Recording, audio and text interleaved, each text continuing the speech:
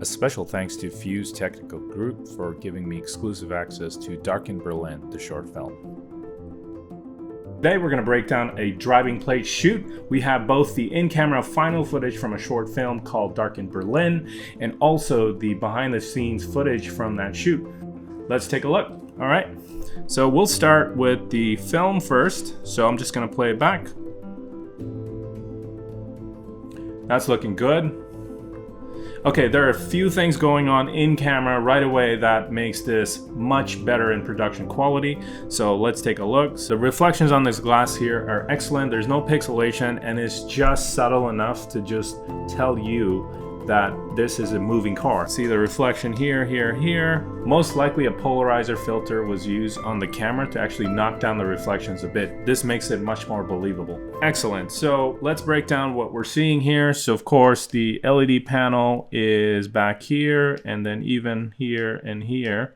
So this is the LED wall and this is doing the background replacement using driving plate played back as a video. It seems like you have a lot of practical light inside the cabin, so you could see the skin tones here are really well exposed. You have nice highlights here as well.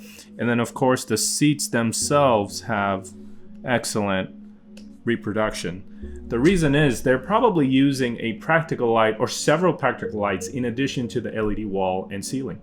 Okay, this is really subtle but very cool. So light to dark. So his face goes from light to dark here. And the reason this is happening is because there is an animated lighting fixture that is pushing a lot of light into the cabin and also taking it away. In disguise, you can tie many DMX program lighting fixtures to the driving plate and synchronize it in the timeline. This is the BTS footage. Now you could see this is quite the setup here, but this is why you get amazing results. So first of all, you have 3 ceiling panels. You have 1, 2, 3. 1, 2, 3, and they have this diffusion layer on it. It looks like plastic, and that is because the ceiling panels generally tend to be a higher pixel pitch because they're not used in camera. So when they shine down and reflect down on the car's surface, sometimes the camera can pick up individual pixels. So this material here can actually cause almost like a Gaussian blur, if you will. So I talked about 3 ceiling panels, but check this out. There is ceiling panel number 4, and there's probably one on this side. That's number 5. So 5 ceiling panels because you want to go front, back, middle, and also side to side.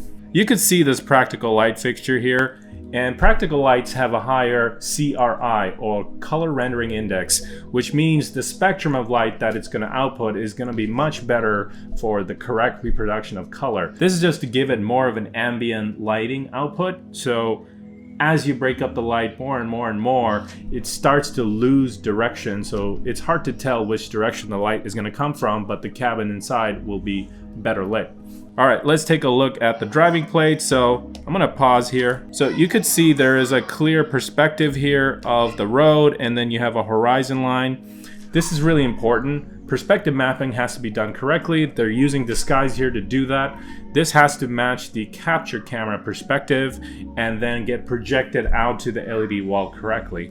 And of course, color management is important as well. So you could see there are bright street lights here and even lights inside of the building. Generally speaking, when the video is decoded, these lights should be at very close to the highest possible value of the LED wall. That way you can cause the most amount of light output and then retain that contrast range. Well, that's it for the markup here. I want to give a special shout out to Gina Crow for letting me use Dark in Berlin, and also to Fuse Technical Group for letting me use the behind the scenes footage.